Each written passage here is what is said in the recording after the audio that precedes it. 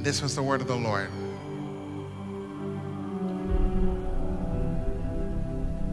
The Lord says, I have released for all who are willing to receive a new mantle for a new sound.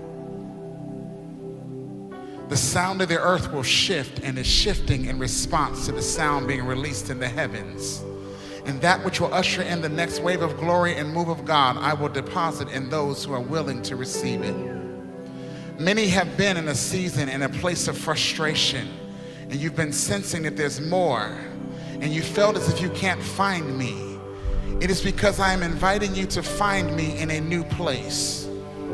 I will not be found in the same old places, but remember I said to the prophet Jeremiah to my people, and you will seek me and find me when you search for me with all of your heart, and I will be found by you, says the Lord.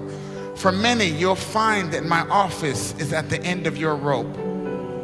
When you come to the end of yourself, there you will find me ready to show you things to come and to place this new mantle for a new sound in you.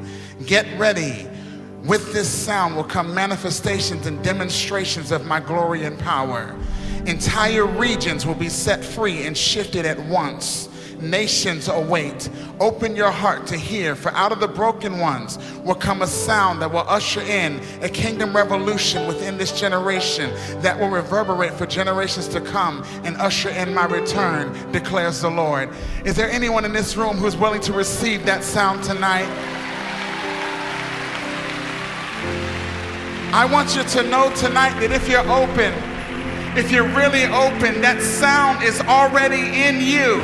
It's waiting to be unlocked. It's waiting to be unlocked. Jesus is waiting to be revealed in you and through you. And so before we do anything tonight, can we lift up a sound in this place?